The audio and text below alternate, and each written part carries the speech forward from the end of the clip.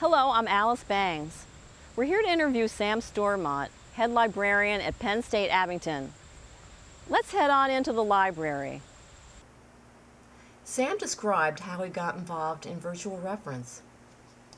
Actually, it goes back to my time a number of years ago at a company called Telebase Systems, which was an online gateway for databases. This goes back to the mid-1980s. There was a commercial venture, and they had agreements with a number of different publishers and provided several hundred databases. There was a heavy business focus. There were lots of news databases as well. Then I moved on to Temple University and was the coordinator of reference services there, digital reference services. And at that point, CD-ROM was still popular. And then that moved into web-based databases in the mid to late 90s. Called initially TalkBack and then changed to TalkNow, which was one of the first chat reference services. Around 2000, 2001, there was a growing interest, and more libraries started to get involved, and things have just continued to grow from there. Virtual reference at Penn State dates back to the early part, 2000, 2001. We initiated instant messaging in 2007, about a year and a half ago, and then moved into using widgets just recently this past spring. And most recently, we have started using question points. They are one of the major players in the virtual reference arena. And they have something called Quidget, which is their customized version of a widget. Absolutely. We actually had investigated Meebo and a number of other widgets. It's a great way to set things up so that they're made simple and convenient for people. If there's a box on the page, everybody knows what to do with it. That's really helped to drive some traffic. He went on to describe how Penn State now has Question Point. Well, actually, that's one of the advantages of the Question Point system, and the reason we went with it, because Question Point does allow us with the Quidget to keep track of the calls, and you can keep an archive and have statistics. That is a drawback to a lot of different systems have been tried, and what Question Point has done is to make that process transparent. It's part of the software. I then asked him how he keeps up with the trends. Conferences are a good way to keep up with what's happening and also what may be happening out there on the leading edge. In the academic sphere, there are some researchers out there who are tracking these things. Dave Lanke's is fairly prominent and has been over the years. There's another well-known scholar named Joe Janes who works at University of Washington. There are a number of folks. Those are just a couple of the more well-known researchers and figures who speak and have written extensively. Tracking listservs, checking with your colleagues. Sam briefly discussed his article, Looking to Connect, Technical Challenges that Impede the Growth of Virtual Reference.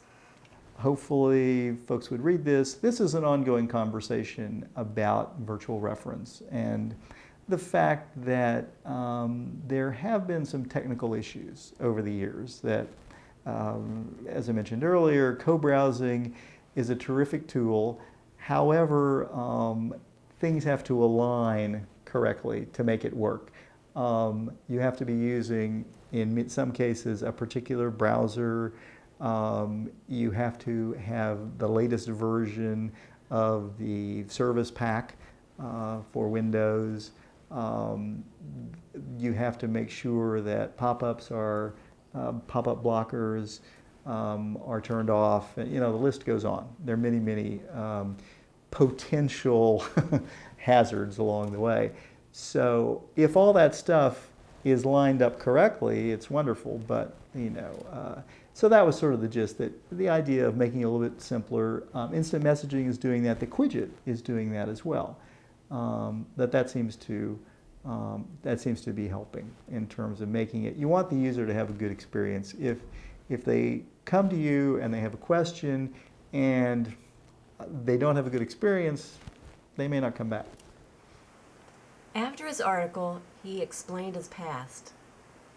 I went to graduate school in the mid and late 80s, and that was a good period. It was a period of transition where the skill set was changing some.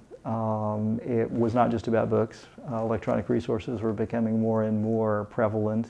A need to understand computers and digital technology was becoming more important.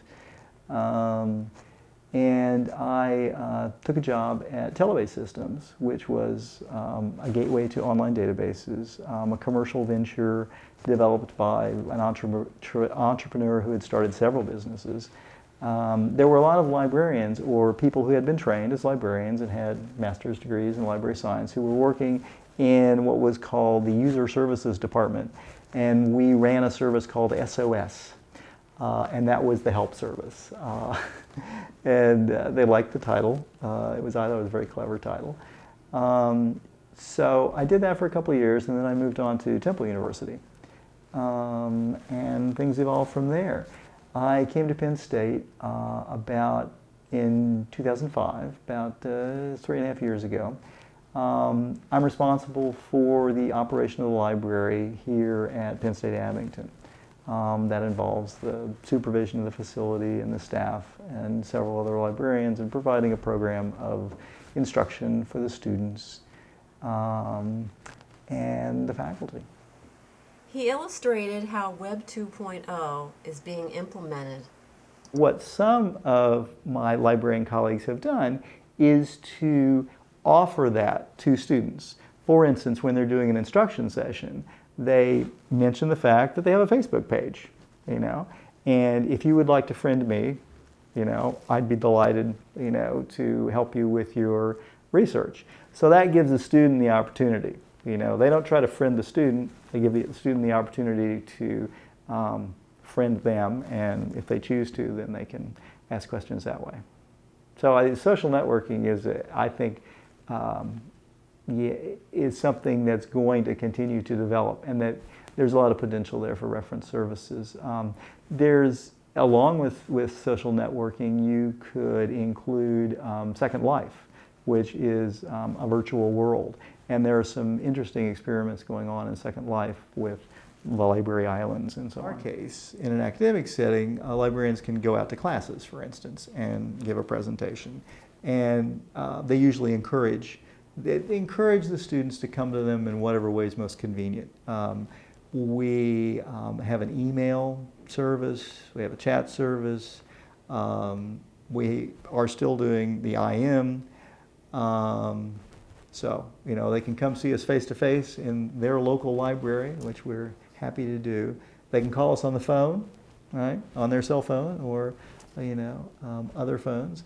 So the notion is to give them lots of different paths, and whatever happens to be most convenient and comfortable for the student is what we want them to use. We ended the conversation with Sam's ideal library. My ideal library would be one where someone could ask any question, anywhere, anytime, and get an answer.